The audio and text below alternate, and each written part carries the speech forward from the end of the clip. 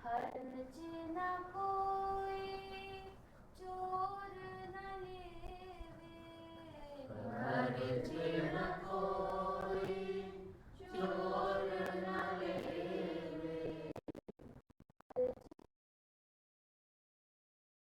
चोर न लूटे, खर्च न कोई चोर न लूटे, दिन दिन बढ़त सवायो, दिन दिन बढ़त सवायो, पायो जी मैंने आत्म रतन, धन पायो, पायो जी मैंने आत्म रतन, धन पायो, सत की नाव ये हटिया सतगुरु, सत की नाव ये हटिया सतगुरु, भव सागर तर आयो, भव सागर तर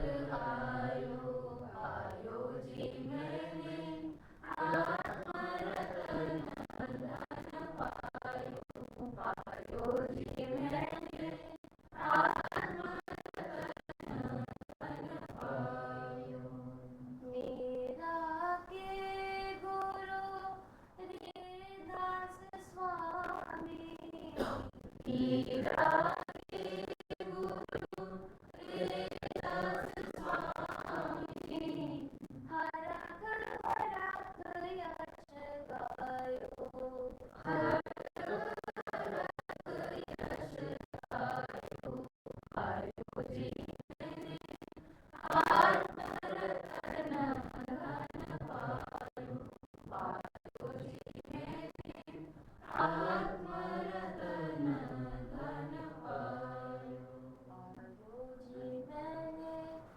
आत्म रतन, धन पायो, पायो जी मैंने आत्म रतन, धन पायो।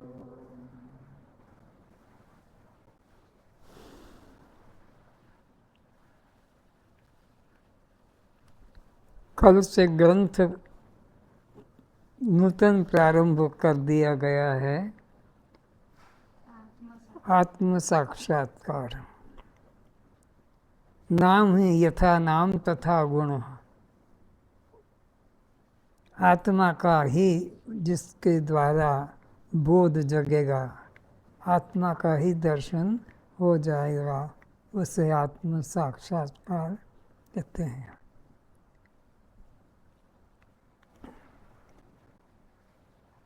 तो क्या कहा जा रहा है? दुर्लभ क्या है? जगत में बहुत सी चीजें हैं, किसको पाओ किसको छोड़ो, किसको पाओ किसको छोड़ो। तो जो कीमती चीज लगती है, बहुमूल्य लगता है, अद्भुत लगता है, उसे गोपनीय और प्रमुख मानकर ग्रहण करते हैं और बाकी गौण चीज़ों को छोड़ देते हैं। तो कौन सी ऐसी चीज़ है जो अमूल्य है, बहुमूल्य है, जो ग्रहण करने योग्य है, जो छोड़ने योग्य नहीं है? तो कहते हैं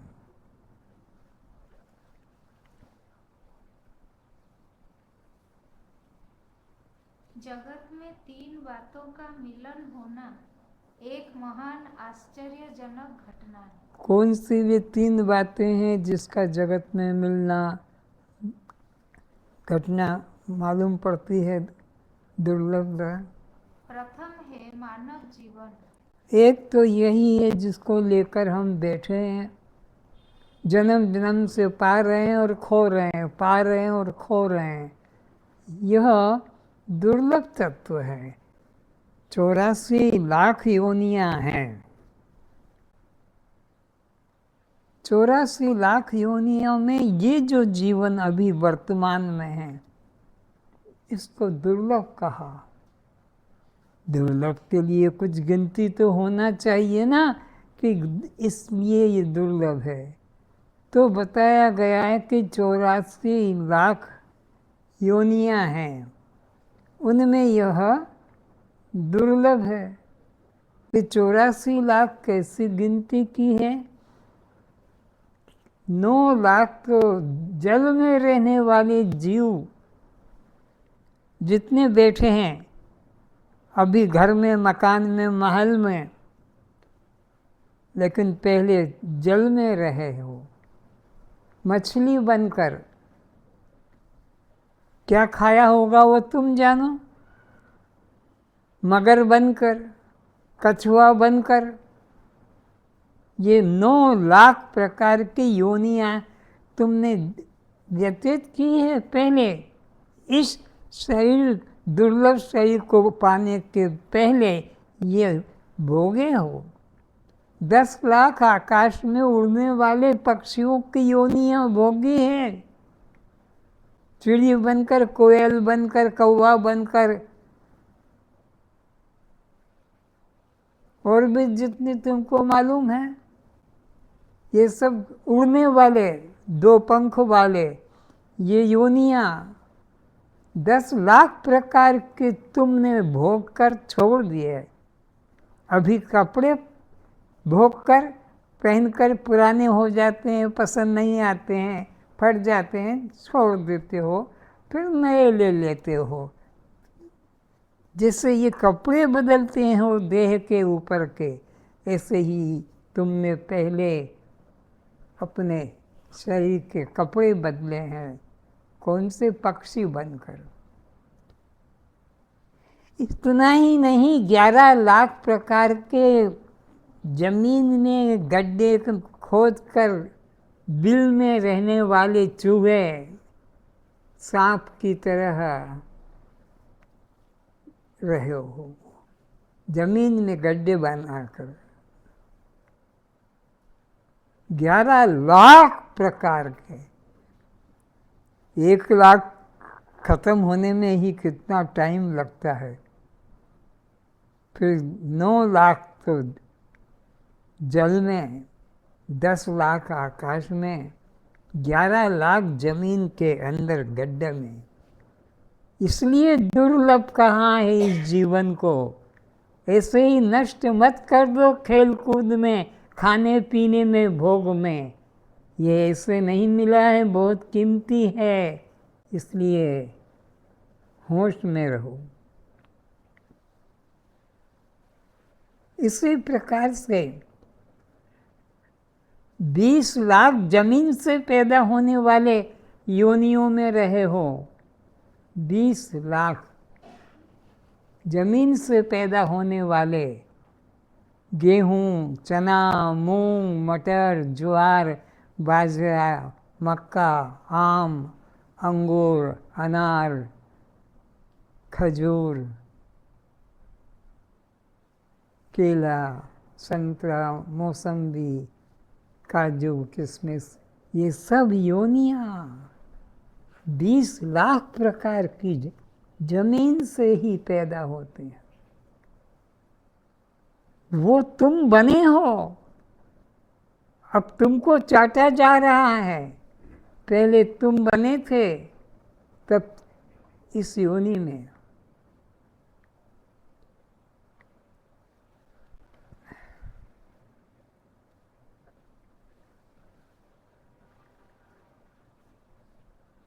इसके आगे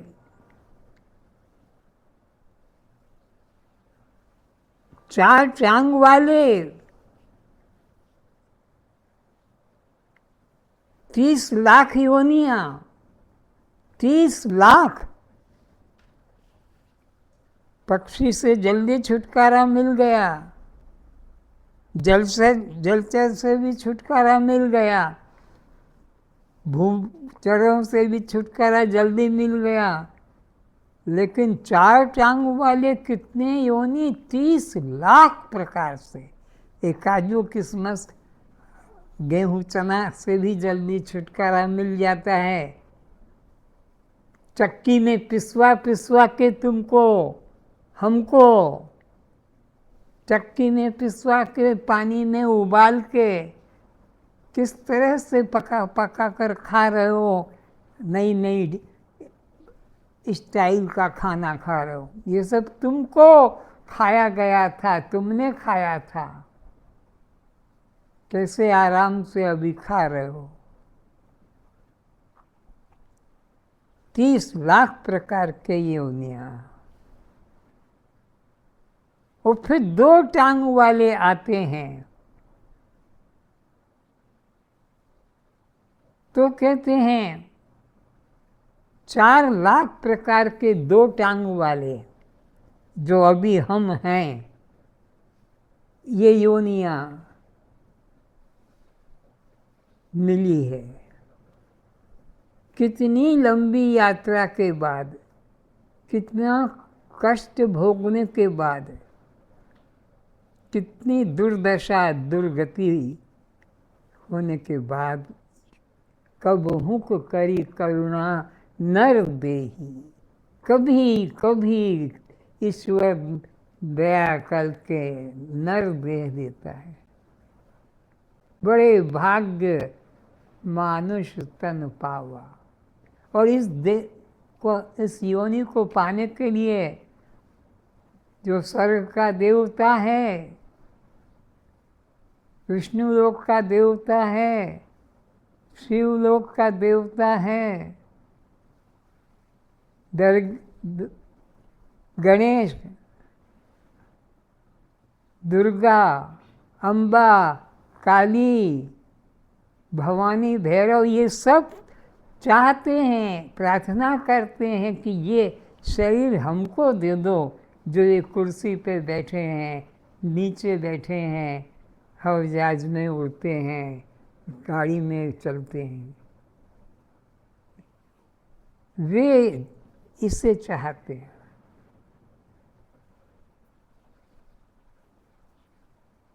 कितना मुश्किल से मिलता है ये शरीर। और फिर एक एक शरीर में भी कितनी बार जन्म लेना पड़ता है। कोई एक बार के जन्म लेने से छुटकारा थोड़े ही मिलता है। एक एक शरीर में भी हजार हजार बार जन्म लेना पड़ता है। चाहे वो मनुष्य शरीर का मिले कि कुत्ते का मिले कि मछली का मिले कि चिड़िया तोते का, हजार हजार बार भी। तभी तो इसको दुर्लभ कहा है। सोचो एकांत में बैठ के खाते हुए भोगते हुए कि कैसे मैंने ये शरीर पाया है। एक एक शरीर में भी हजार हजार बार जन्म लेना पड़ा। और ऐसे शरीर 9 लाख, कोई 10 लाख, कोई 11 लाख, कोई 20 लाख, कोई 30 लाख, तो कोई 4 लाख, कितने कितने बार जन्म लेना पड़ा। और एक एक शरीर में कितने बार होता है। रोम रोम कंपित हो जाते हैं सोचने से। इतना कष्ट से ये शरीर मिला और मैं उसे ऐसे ही नष्ट कर रहा हूँ, ऐसे ही भोगों में नष्ट कर रहा हूँ, खेल कूद में, सोने जागने में।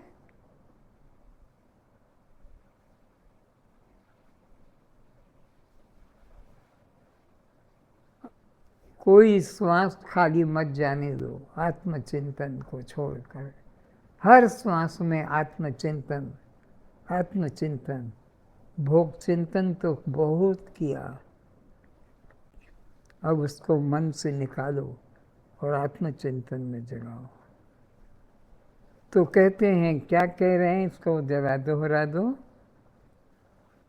3 बातों में प्रथम है मानव जीवन। पहले क्या बताया है, ये जो मानव जीवन है ये दुर्लभ है। 3 तत्व जगत में दुर्लभ बताए गए हैं। पहला है कौन सा, मानव जीवन। और फिर दूसरा कौन सा जीवन है, मोक्ष की इच्छा। मोक्ष की इच्छा। ये भी सबको जल्दी जल्दी नहीं, ये भी दुर्लभ है, मोक्ष की इच्छा। और तीसरा फिर है सद्गुरु की प्राप्ति। ये भी सरल बात नहीं है, गुरु मिल जाना खाते पीते हंसते बात करते हुए, ये भी दुर्लभ है। तो जगत में कितनी चीज़ें दुर्लभ बताई हैं? 3 चीज़ें। पहला है यह मनुष्य शरीर, और दूसरा है मोक्ष की इच्छा। मुमुक्षुता, मोक्ष की, और तीसरी उसको बताने वाला, अनुभव कराने वाला सद्गुरु। ये 3 चीज़ें जगत में दुर्लभ है। आज मैंने ये बात जानी, आप लोग तो पहले से जान के बैठे हो गए। अच्छा, इन तीनों बातों में ईश्वर कृपा मुख्य है। और इन तीनों में ईश्वर कृपा मुख्य है। अगर उसकी कृपा ना हो तो ये तीनों ही तुम्हारे हाथ में नहीं, तुम अपने बस में इसको नहीं रख सकते हो। उसमें ईश्वर की कृपा, बिनु हरि कृपा मिले नहीं संता। हरि की कृपा के बिना संत गुरु नहीं मिलते हैं। 84 लक्ष्य योनियों में मानव जीवन सर्वश्रेष्ठ देव दुर्लभ योनि कहा गया है। तो इन सब 84 लाख योनियों में मानव जीवन को सबसे श्रेष्ठ और दुर्लभ योनि कहा गया। देवताओं को श्रेष्ठ नहीं कहा, देव योनि को भी दुर्लभ नहीं कहा, स्वर्ग वैकुंठ को भी दुर्लभ नहीं कहा, उनको तो बंधन रूप ही सब कहा। ये मनुष्य जीवन जो है यह, और मुक्ति की पाने की इच्छा और सद्गुरु का मिलना, ये दुर्लभ तत्व है। कबहुक करी करुणा नर देही। मनुष्य जन्म पाना तो सहज है, किंतु मनुष्य का आचरण होना, मैं कौन हूँ का ज्ञान पाने की इच्छा होना। समझ में आ रहा है? मनुष्य जीवन भी मिल जाता है, कभी तो कभी समय खत्म होगा ही। लाख हो, करोड़ हो, अरब हो, युग हो, 1000 युग हो, अनंत युग के बाद भी तो खत्म तो होता ही है युग भी। लेकिन इसके अंदर क्या कहा? ज्ञान पाने की इच्छा होना, मैं कौन हूँ इस ज्ञान को पाने की इच्छा होना, परमात्मा का साक्षात्कार करने की इच्छा होना, ये सबसे बड़ी दुर्लभ बात कही गई है। जन्म मरण चक्र से छूटने की चाह होना, यही मनुष्यता की पहचान है। यही मनुष्यता की पहचान है कि तुमको मनुष्य जो जीवन मिला है दुर्लभ, इतना। मोक्ष जीवन हो, मोक्ष की जिज्ञासा हो एवं मोक्ष के मार्ग प्रदर्शक सद्गुरु की प्राप्ति हो जावे, ये और भी दुर्लभ है। तो यह नर फिर नारायण ही हो जाता है। फिर से मोक्ष जीवन हो, जीवन हमारा मुक्त हो, मोक्ष जीवन हो, मोक्ष की जिज्ञासा हो, मोक्ष पाने की जिज्ञासा हो, और मोक्ष के मार्ग प्रदर्शक सद्गुरु की प्राप्ति हो जाए। इसको ऐसे कहेंगे, पहले मोक्ष की इच्छा हो, फिर मोक्ष जीवन हो। पहले इच्छा होगी तब जीवन बनेगा, तब फिर बताने वाला गुरु होता है। तो यह नर फिर नारायण, तो फिर ये नर नहीं रहेगा, नारायण हो जाएगा। और एक गुप्त बात मुझे अभी 2 दिन पहले मालूम पड़ी। एक प्रेमी भक्त ने बताया कि मनुष्य जीवन का जो कल्याण है वो नर के द्वारा नहीं होता है। नारायण का ज्ञान नर के द्वारा नहीं होता है। नर का तो नारायण का ज्ञान नारायण के द्वारा होता है। तो गुरु नर नहीं है, गुरु नारायण है। गुरु नारायण स्वरूप है।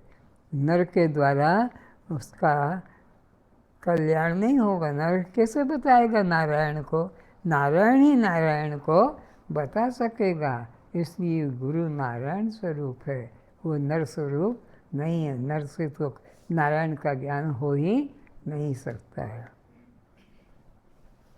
ब्रह्मविद् ब्रह्मैव भवति। और कहा भी है कि जो ब्रह्म को जानता है वही ब्रह्म होता है। ब्रह्मविद्, ब्रह्म को जानने वाला वही ब्रह्म हो जाता है। जानत तुम्हें तुम्हें हो ही जाई। ब्रह्म को जानने वाला ब्रह्म रूप होता है। ब्रह्मविद् ब्रह्मैव भवति। जो ब्रह्म को सोहम रूप से जान लेता है वह स्वयं ब्रह्म स्वरूप ही हो जाता है। तो ब्रह्म को किस रूप में जान लेता है? स्वयं रूप में। सो हम ये तो वो फिर जानत तुम्हें तुम्हें होए, जो उसको जानकर फिर वह वही बन जाता है। सोई जाने जेहि देहि जनाई। और उसको वही जान सकता है जिसको सद्गुरु जना सकता है। बिना सद्गुरु के उसे कोई जान नहीं सकता। मानव जीवन प्राप्त करके भी यदि आत्मा को ना जाना तो वो आत्महत्यारा है। मानव जीवन पाकर भी अगर किसी ने आत्मा का बोध नहीं जगाया कि मैं आत्मा हूँ, तो वह आत्मा, वह शरीर जो है वह आत्महत्यारा कहलाएगा, वो मनुष्य नहीं। एवं अन्य सभी कर्म करता रहा, ऐसे मनुष्य को शास्त्रों में कृपण, आत्महत्यारा एवं बिना सींग पूंछ वाला देवताओं का पशु कहा गया है। फिर से कौन कौन से उपाधियाँ मिल जाएगी, कितनी बड़ी चीज़ें मिल गई। बिना सिंह पूंछ का पशु कहलाएगा। जिसने आत्मज्ञान नहीं पाया उसको फिर मनुष्य नहीं, आत्महत्यारा कहा जाएगा। और बिना सिंह पूंछ वाला देवता को पशु कहा, वो देवताओं का पशु कहलाएगा, क्योंकि नाना देवी देवताओं की पूजा पाठ व्रत उपवास यही करता रहेगा, तो उनका पशु है। जो न तरे भवसागर नर समाज अस पाए, सो कृत निंदक मंदमति आत्महन गति जाए। तो जो मानव जीवन पाकर आत्मज्ञान नहीं पाता है वो क्या कहलाएगा? आत्महत्यारा कहलाता है। आत्महत्यारे की गति को पाएगा। अस प्रभु छाड़ी भजई जे आना। इस आत्म प्रभु को जिसके द्वारा उसका जीवन चल रहा है, पांचों ज्ञानेंद्रियां काम कर रही है, पांचों कर्मेंद्रियां काम कर रही है, अंतःकरण मन बुद्धि चित्त अहंकार काम कर रहा है, अन्नमय प्राणमय मनोमय विज्ञानमय आनंदमय कोश काम कर रहा है, स्थूल शरीर सूक्ष्म शरीर कारण शरीर काम कर रहा है, जिसके द्वारा ये पंचभूत काम करते हैं। ऐसे प्रभु को ते नर पशु बिन पूछ विषाना। जिसके द्वारा सब काम हो रहे हैं वह अस प्रभु छाड़ी भजई जे आना। ऐसे प्रभु को छोड़कर अन्य देवी देवताओं की उपासना करता है, वह क्या है? पशु के समान है। कैसा पशु है वो? बिना सींग पूंछ। बिना सींग पूंछ के। देखो कहीं निकली हो खूंटी, इधर इधर दिखती, थोड़ी थोड़ी कटवा दूंगा। पीछे भी कहीं थोड़ी सी नहीं पता लगता है। तो वो यही है, वो जो गाली दी है प्यार से, शास्त्र में गाली देने का भी तो देखो ना, कहीं तो बिना सींग पूंछ का पशु कहाँ है, कहीं और किसी तरह से हत्यारा कहाँ है, आत्म हत्यारा। जो देवताओं को भी दुर्लभ है, वही तीनों विशेषताएं हमें ईश्वर की कृपा से आज प्राप्त हो चुकी है। क्या चीज तीन प्राप्त हुई है? मनुष्य जीवन, मुमुक्षुता मुमुक्षुता और सद्गुरु की प्राप्ति। सद्गुरु की प्राप्ति, ये तीन चीजें हमें प्राप्त हो गई है ईश्वर की कृपा से। जो देवताओं को दुर्लभ है, उन्हें मिलता नहीं ये तीन चीजें। जो ऐसी ईश्वर की कृपा को सौभाग्य समझ श्रद्धा पूर्वक स्वीकार नहीं करता है, वह मनुष्य जन्म मरण के चक्रों में भटकता हुआ सदा दुख भोगता रहेगा। कौन? जो ऐसी ईश्वर की कृपा को कौन सी कृपा? ये जो तीन कृपा, कौन कौन सी तीन कृपा? मानव जीवन, मुमुक्षुता और सद्गुरु की प्राप्ति। ये तीन चीजें का महत्व नहीं देता है, वो श्रद्धा पूर्वक स्वीकार नहीं करता है, वह मनुष्य जन्म मरण के चक्रों में भटकता हुआ सदा दुख भोगता रहे। आकर 4,84,00,000 योनि भ्रमत यह जीव अविनाशी। आकर चार प्रकार के मार्ग हैं: स्वेदज, अंडज, उद्भिज और जरायुज। ये कभी अंडे से पैदा होता है, कभी पसीने से पैदा होता है, कभी मल से पैदा होता है, कभी गर्भ से पैदा होता है। मनुष्य जीवन हो, मोक्ष मार्ग के प्रदर्शक सद्गुरु भी हो, किंतु मोक्ष की इच्छा न हो, तो यह मानव जीवन निरर्थक ही चला जाता है। जैसे भागवत पारायण के समय 88,000 ऋषियों में एक परीक्षित ही मुमुक्षु था और दूसरा धुंधकारी। अन्य किसी को मोक्ष इच्छा जागृत नहीं हो पाई। आपके ही भाई बंधु हैं, आपके ही बेटा बेटी हैं, आपके ही पति पत्नी हैं, आपके ही मित्र, उनको आपको देखकर भी इच्छा नहीं जग रही है कि ये जा रहे हैं भाग भाग कर और काम छोड़ के, भोग छोड़ कर, मेरे को क्यों नहीं इच्छा हो रही है? तो वे लोग कैसे हैं? अन्य किसी को मोक्ष इच्छा जागृत नहीं हो पाई, इसलिए किसी अन्य का कल्याण भी नहीं हुआ। तो भागवत की कथा में एक धुंधकारी को, एक परीक्षित को, बस इनको हुआ और किसी को ज्ञान नहीं हुआ, रुचि नहीं जगी। कौरवों एवं पांडवों की 18 अक्षौहिणी सेना के मध्य केवल एक अर्जुन को ही मुमुक्षुता जागृत हुई थी। इसी ने गीता कथामृत का श्रद्धा पूर्वक पान किया था। गीता को श्रद्धा से अगर किसी ने भगवान के उपदेश को किसी ने श्रद्धा से सुना 18 अक्षौहिणी सेना में से, तो केवल एक अर्जुन ने सुना, जिससे उसी का शोक मोह नष्ट हुआ। जो दवा खाएगा उसका शोक मोह नष्ट होगा, जो दवा छोड़ देगा तो उसका शोक मोह किससे दूर होगा? तो शोक मोह अर्जुन का दूर हुआ, क्योंकि अर्जुन ने गीता अमृत का पान किया।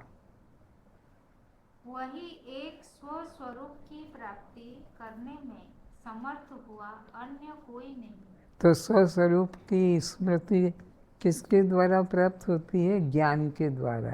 ज्ञान कौन सा? जो गुरु के द्वारा भगवान के मुख से कहा गया, वो सुनने को मिलता है। कौरवों एवं पांडवों में मानव जीवन एवं कृष्ण कृपा भी थी, किंतु मुमुक्षुता केवल एक अर्जुन में ही जागृत हुई थी। नष्ट मोह स्मृति लब्ध्वा संजय एवं धृतराष्ट्र दोनों ही इस गीता ज्ञान को एकाग्रता एवं ध्यान पूर्वक देख सुन रहे थे, किंतु मुमुक्षुता न होने से उन दोनों का नाम मोक्ष श्रेणी में उल्लेख नहीं किया गया। जैसे कुश्ती खेल के मैदान में दर्शक अनेक होते हैं, किंतु कुश्ती दो पहलवानों के मध्य में होती है। हार जीत दर्शक से संबंध नहीं रखती, वह तो खिलाड़ियों को प्रभावित करती है। आज हम लोग श्रोताबन भागवत गीता रामायण आदि सुनते नहीं, ये दर्शक बन के, जैसे अर्जुन, परीक्षित, लक्ष्मण, हनुमान आदि ने श्रवण किया था। हम लोग तो केवल उन श्रोता एवं वक्ता के दर्शक बनकर सुनते हैं और उनमें दोष देखते हैं। उन दर्शकों में दोष देखते हैं, अपने में नहीं देखते हैं। उनकी निंदा करते हैं एकांत में बैठ के, वो ऐसी है, वो ऐसा है, बस इसी में अपना जीवन नष्ट करते हैं। यही अधिक होता है। अपने को मुख्य श्रोता नहीं बनाते हैं, इसीलिए अनेकों बार श्रवण करने पर भी लाभ नहीं हो पाता। अन्यथा अमृत या जहर को एक ही बार पीना पड़ता है। जहर है मरने के लिए एक बार, और अमृत है अमर होने के लिए एक बार। और बार बार पीते रहो तो वो जहर नहीं, क्योंकि फिर जिंदा हो। और बार बार पीते रहो तो वो अमृत नहीं, क्योंकि मरना पड़ता है। यदि बार बार पीने पर भी आप वही बने रहे जो पान करने के पूर्व थे, तो फिर अमृत या जहर वो असली नहीं, वो नकली जहर है और वो नकली अमृत है। फिर हमने पान ही नहीं किया। तो ये जो उपदेश गुरु का है, वो हमने श्रद्धा से पान ही नहीं किया, मनन ही नहीं किया। उत्तम श्रोता वही जो पान कर हजम कर ले, जो सुना उसको जीवन में धारण कर ले, पालन कर ले कि अब मैं आज से अभी से ऐसा ही करूँगी। अब इससे मैं विचलित नहीं अपने को करूँगा कि करूँगी, ऐसा दृढ़ कर ले। मध्यम वह जो सुनकर दूसरों को सुना दे, किंतु अपने जीवन में ना उतारे। ये श्रोता कौन सा है? मध्यम है। खुद ने सुनकर अपने को नहीं सुनाकर अपने मित्र को, पड़ोसी को सुना दिया। जो कथा सुन के आया, आज क्या सुना, ये सुना। स्वयं उन आदेशों का पालन ना करे और खुद उसका पालन न करे। अधम श्रोता वह जो कथा में जाकर केवल सोता रहे, बार बार उठ के भागता रहे, बार बार नींद लेता रहे। ये अधम श्रोता लक्षण बताए कि वो अधम का लक्षण है, जिसको नींद बार बार आती रहती है और बार बार उठ के बाहर इधर उधर जाता है, तो ये अधम है। उत्तम, मध्यम और अधम, तीन तरह के श्रोता हैं। उत्तम तो वह है जिसने सुनकर हजम किया, पिया, पालन किया। मध्यम, सुना हुआ दूसरे को सुना दिया। और अधम को तो सुनना का मौका ही नहीं मिलता है, क्योंकि नींद सताती रहती है, उठ के भागता रहता है। उसका मन कथा में बैठा नहीं, केवल शरीर ही बैठा है। उसका मन किचन में घुसा होगा, पति में गया होगा, बच्चों में गया होगा, लेकिन कथा में नहीं गया। वो तो अधम श्रोता है। जैसे पत्थर को पानी में डालने से उसको डालो कोई असर नहीं होगा पत्थर को, लेकिन कपड़े को डालोगे तो थोड़ी देर में भीग जाएगा, तरबतर हो जाएगा। लेकिन तुम मिश्री को, नमक को पानी में डालो तो उसी में लीन हो जाएगा। तीन तरह के श्रोता होते हैं, पत्थर की तरह, कपड़े की तरह और नमक की तरह। क्या है बोलो तो? वही लिखा है स्वामी। पढ़ो। जैसे पत्थर को पानी में डालने से भीतर बाहर सूखा ही रहता है, पानी उसे भिगो नहीं पाता। और मध्यम श्रोता तो कपड़े को पानी में डालने जैसे है, जो पानी में जब तक रहता है भीगा रहता है। पानी से निकालो, धूप में हम कपड़े डालते हैं ना, क्यों अनीता? कितने दिन में सूखते हैं? किंतु बाहर आने से पानी का संग छूट जाता है। उत्तम श्रोता शक्कर, चीनी, मिश्री, गुड़ का पानी में घुल मिल जाने जैसा है, वह फिर पानी से बाहर नहीं आता। ज्ञान साधन चीनी एवं पानी मिलन जैसा उत्तम है। भक्ति साधन कपड़ा एवं पानी मिलन जैसे मध्यम है। कर्म साधन पत्थर एवं पानी मिलन जैसे अधम है। श्रोता वक्ता एक घर, तब कथनी का स्वाद। सोता तो सोता भया, वक्ता करे निरंजन बकवास। किसको सुना रहा? वो तो सो रहा है मस्त। सोता तो सोता भया। वो महाभारत के युद्ध में ऐसा ही हुआ है। वहाँ मनुष्य जीवन प्राप्त सैनिक भी है, गुरु कृष्ण की कृपा भी बरस रही है, किंतु मोक्ष की इच्छा अर्जुन के अलावा किसी एक को भी नहीं। तब गुरु विचारा क्या करे, जब तक कि जीव को परमात्मा की प्राप्ति हेतु जिज्ञासा ही न हो। अगर रोगी को रोग से मुक्त होने की इच्छा ही न हो तो डॉक्टर बेचारा क्या करेगा? व्यर्थ हो जाएगा उसका परिश्रम। प्रभु कृपा से मानव जीवन भी प्राप्त हो जावे, पूर्व या वर्तमान जीवन में किए निष्काम कर्म एवं उपासना के फल स्वरूप मोक्ष की इच्छा भी जागृत हो जावे, किंतु तत्वदर्शी सद्गुरु की प्राप्ति न हो तो मानव जीवन व्यर्थ हो जाता है। जीव जन्म मरण के चक्र से छूट नहीं पाता है।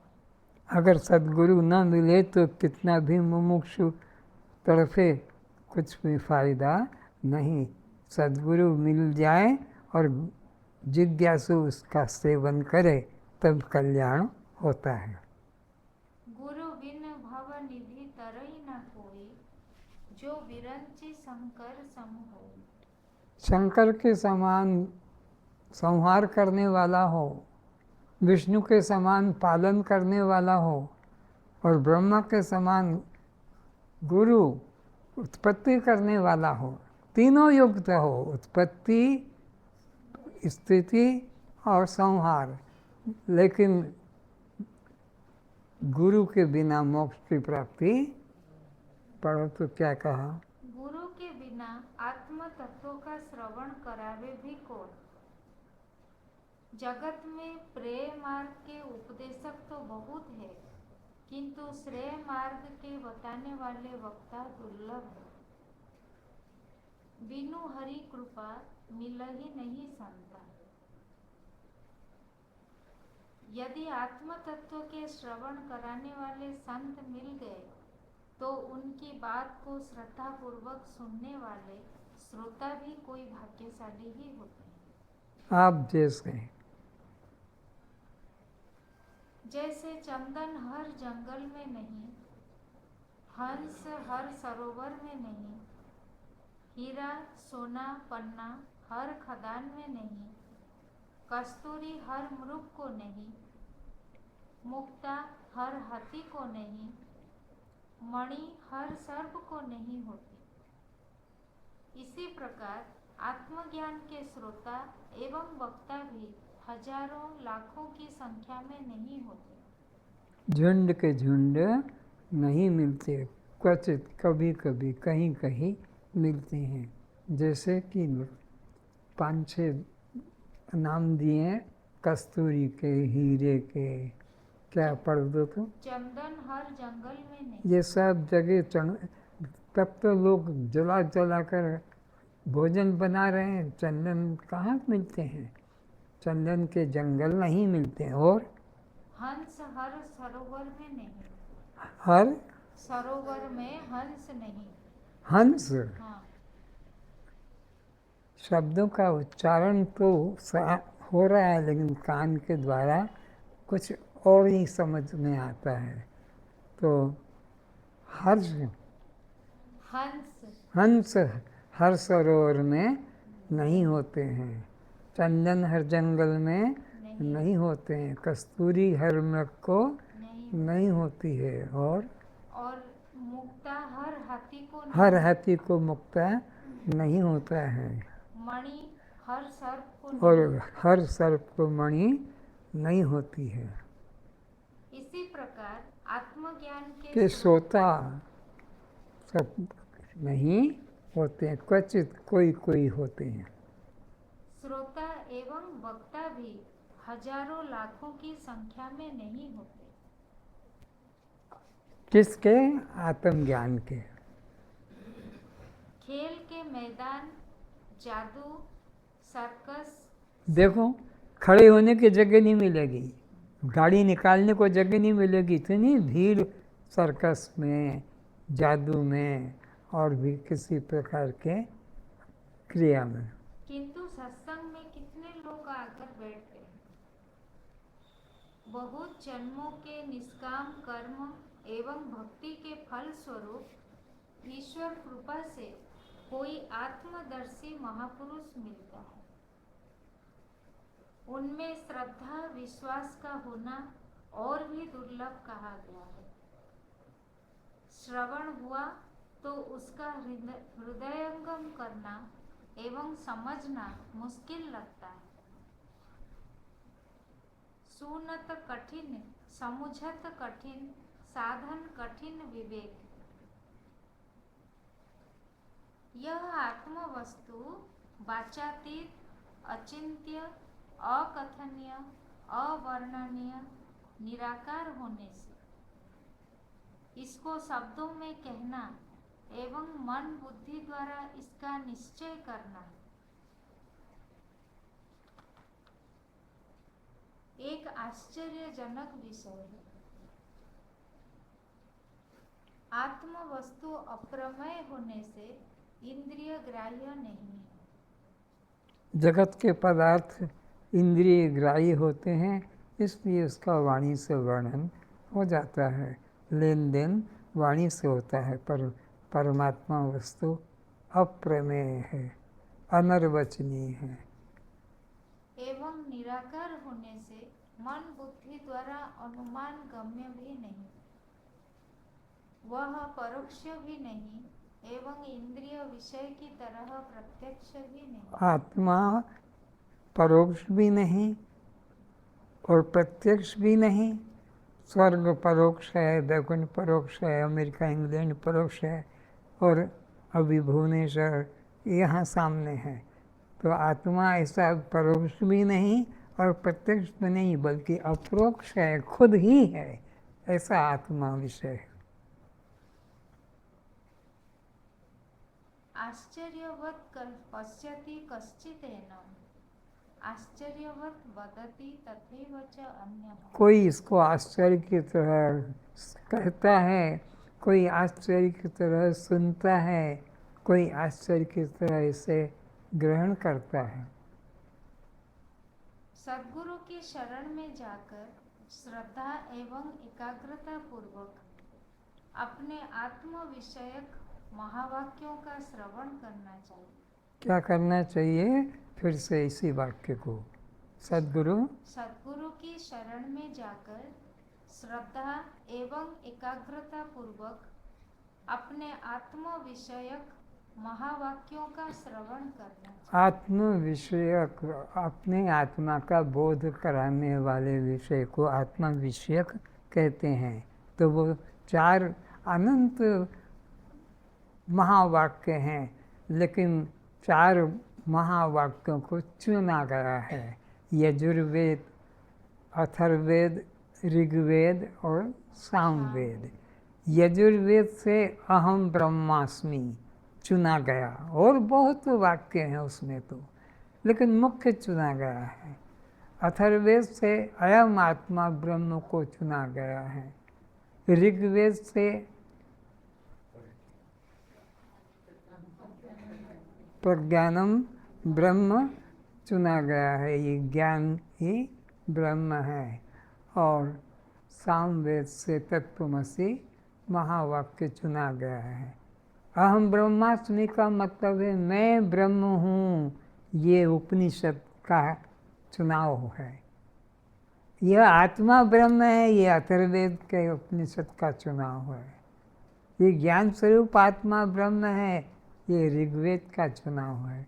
और तत्त्वमसि यह सामवेद का चुनाव है। तो 4 वेदों के आत्म विषयक बोध होते हैं। फिर उस उपाधि रहित सर्व प्रकाशक स्वयं प्रकाश। और आत्मा कैसा है? उपाधि से रहित है और सबका प्रकाशक है। स्वयं प्रकाश, स्वयं प्रकाश सर्व प्रकाशक है। सोहम आत्म स्वरूप को ज्ञान चक्षु द्वारा जानना चाहिए। उस परमात्मा को, उस आत्मा को सोहम इस रूप में जानना चाहिए कि वह आत्मा मैं स्वयं हूँ, वह मुझसे अन्य या भिन्न नहीं है। संसार में देखने का अर्थ नेत्र इंद्रिय द्वारा दर्शन करना है, किंतु परमार्थ में दर्शन का अर्थ देखना नहीं, जानना है। संसार में देखने का मतलब है कि आंखों से सब देख रहे हैं, मैं देख रहा हूँ, तुम देख रहे हो। आत्मा में अनुभव करना होता है, वो देखने की वस्तु भिन्न वस्तु नहीं। फिर से संसार में देखने का अर्थ नेत्र इंद्रिय द्वारा दर्शन करना है। परमात्मा के राज्य में नेत्र इंद्रिय का उपयोग नहीं है, किंतु परमार्थ में दर्शन का अर्थ देखना नहीं, बल जानना है। जानना है, अनुभव करना है। विमूढ़ा नानु पश्यन्ति पश्यन्ति ज्ञान चक्षुषा। जिसको ज्ञान चक्षु मिला है गुरु कृपा से, बस वही अनुभव करता है। मूढ़ व्यक्ति उसका अनुभव नहीं कर सकता है। विमूढ़ा नानु पश्यन्ति, बैठा रहेगा, हंसता रहेगा, सोता रहेगा, खाता रहेगा, कोई तंबाकू, कोई गुटखा, कोई पुड़िया मुख में रख लेगा, चूसता रहेगा इत्यादि, क्योंकि वो तो आत्म विमुख नहीं है। अर्थात शुद्ध मन बुद्धि द्वारा उसे जानना चाहिए। तो उस आत्मा को, उस परमात्मा को अन्य रूप से, भिन्न रूप से नहीं, बल्कि स्वयं रूप से, शुद्ध रूप से जानना चाहिए। इस परम तत्व को जानने के लिए मन, बुद्धि, वाणी साहस करते तो है, किंतु वे उसे बिना जाने लौट आते हैं। गुरु कृपा जब तक बरसेगी नहीं, गुरु के प्रति श्रद्धा पूर्ण होगी नहीं, तो वह खाली ही लौट आता है। मन, बुद्धि, वाणी के बिना संसार की सिद्धि नहीं होती। इनके बिना संसार के संबंध जुड़ नहीं पाता, किंतु परमात्मा को जानने में इंद्रियां निरुपयोगी एवं बाधक भी है। रूप दर्शन में नेत्र, मन, बुद्धि साधक है, किंतु स्वरूप दर्शन में बाधक है। इंद्रियां संसार के विषयों में तो साधक है, लेकिन परमात्मा के तरफ इंद्रियां, मन सब रुकावट डालने वाले बाधक हैं। लोग इनसे परे नहीं जा पाते हैं। इन्हीं की दीवारों के मध्य फंस जीवन नष्ट कर देते हैं। मन के, इंद्रियों के, बुद्धि के, अंतःकरण के कैद के बाहर नहीं हो पाते, इसी कैद में फंसे रहते हैं। नाहं प्रकाशः सर्वस्य योग माया समावृतः मूढ़ोऽयं नाभिजानाति लोको माम अज अव्ययम्। क्या कहा? यह शरीर एवं सृष्टि स्थूल है जो दिखाई देती है, इसमें यह नाम रूप सब माया का विकार है, किंतु इसके भीतर जो सूक्ष्म अस्थि भांति प्रिय रूप आत्म तत्व है वह किसी को दिखाई नहीं देता। संसार के प्रत्येक पदार्थ में 5 तत्व हैं। प्रत्येक पदार्थ में कौन कौन से? एक तो उसका नाम और एक उसका रूप, ये तो प्रकट है, लेकिन 3 तत्व परमात्मा के हर पदार्थ में है। कोई ऐसा पदार्थ नहीं जिसमें ये 3 तत्व परमात्मा के न हो। अस्थि, भांति, प्रिय, ये 3 अस्थि यानी है, भांति यानी भासता है, और प्रिय यानी कोई उपयोग में, काम में आनंद आता है। तो संसार के प्रत्येक पदार्थ में ये 5 तत्व हैं। अस्थि यानी है, भांति यानी भासता है, और प्रिय यानी उपयोग में आता है। ऐसा कोई पदार्थ नहीं जिसमें ये 5 तत्व न हो। लेकिन 2 माया के हैं और 3 ब्रह्म के हैं। और वह किसी को दिखाई नहीं देता। तो दिखाई क्या देता है? नाम और रूप तो दिखाई पड़ते हैं, लेकिन अस्थिपना, भांतिपना और प्रियपना वो अनुभव की बात है, वो सबको दिखाई नहीं पड़ता। आत्मा सूक्ष्म तत्व है, इसलिए वह इंद्रियों द्वारा दिखाई नहीं पड़ता है। तो आत्मा निराकार तत्व है, उसका आकार नहीं, रूप नहीं, इसलिए वो इंद्रियों से दिखाई नहीं पड़ता है। बल्कि आत्मा शक्ति का अंश मात्र प्राप्त कर यह सब इंद्रियां अपना कार्य करती हैं। और उस आत्मा की शक्ति का अंश पाकर ये पूरा सूक्ष्म शरीर, स्थूल शरीर 25 तत्व वाला के 5 भूत वाला कि यह सूक्ष्म शरीर, यह 19 तत्व वाला, यह सब काम अपना अपना कर रहे हैं। किंतु साधक अज्ञानतावश उसे अपने नेत्र, सूत्र आदि इंद्रियों से देखने की इच्छा कर नित्य प्राप्त आत्म स्वरूप को जानने से वंचित रह जाता है। तो नित्य प्राप्त अपना स्वरूप आत्मा के जानने से वह वंचित रह जाती है, क्योंकि वह देखने के ही विषयों में उलझा हुआ रहता है। परमात्मा को जानने हेतु इंद्रियों को माध्यम नहीं बनाया जा सकता। परमात्मा इंद्रिय गोचर नहीं है, जगत इंद्रिय गोचर है। तो परमात्मा को इंद्रियों का विषय कि भाई मैं उसको आँख से देख लूँ, ऐसा कि पैर से चलकर वहाँ पहुँच जाऊँ, ऐसा इंद्रियों का विषय नहीं बनाया जा सकता है।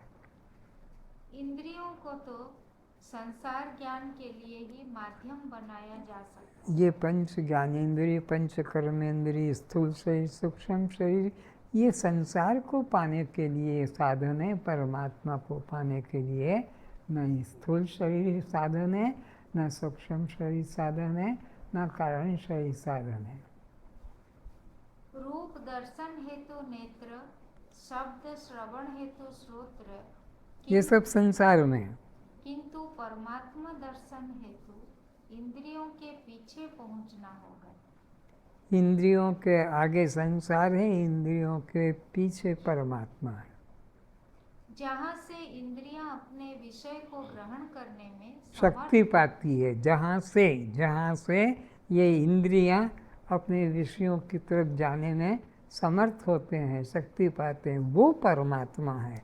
इंद्रियों के आगे तो जगत के पदार्थ हैं, शब्द स्पर्श रूप रस गंध, इधर श्रोत्र त्वचा चक्षु जिह्वा घ्राण ये द्वार हैं, पर शक्ति पीछे से जा रही है। इसलिए कहा है जचक्षुषा न पश्यति येन चक्षुषी पश्यति। आँख जिसे देख नहीं सकती पर जिसकी शक्ति पाकर आँख देखने में समर्थ होता है, कान जिसे सुन नहीं सकता पर जिसकी शक्ति का अंश पाकर कान शब्द सुनने में समर्थ होता है।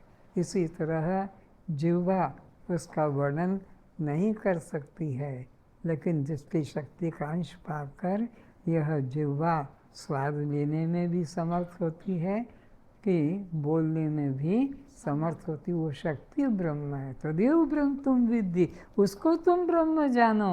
किसको? जिनसे ये पांचों श्रोत्र त्वचा चक्षु जिह्वा घ्राण ये पांचों जिससे शक्ति पाकर अपना अपना शब्द स्पर्श रूप रस गंध पांच विषय ग्रहण करें, वो ब्रह्म है। तदेव ब्रह्म तुम विद्धि, उसको तुम ब्रह्म जानो।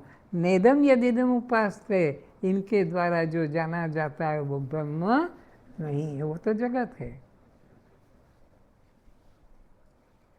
इस आत्म स्वरूप अंतर्यामी परमात्मा को कोई भी साधक इन चर्म चक्षु द्वारा सूर्य चंद्र विद्युत पशु पक्षी वृक्ष लता मनुष्य आदि की तरह नहीं देख सकता।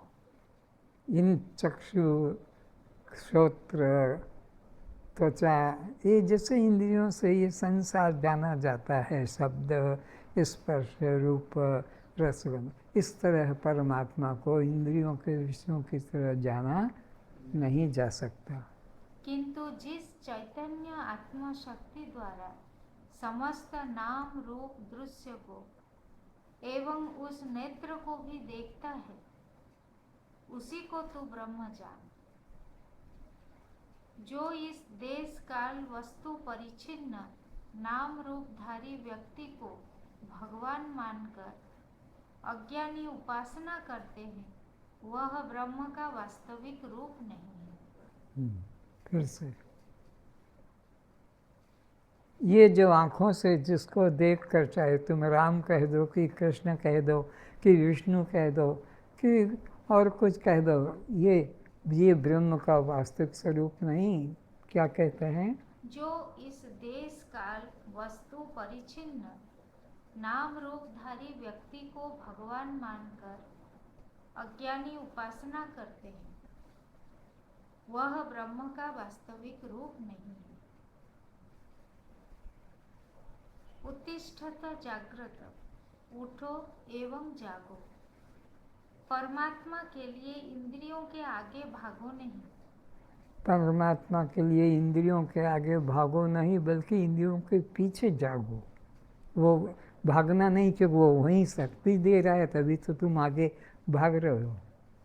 संसार के लिए तो जागो एवं भागो, क्योंकि संसार के पदार्थ एवं व्यक्ति तुमसे दूर एवं पृथक है।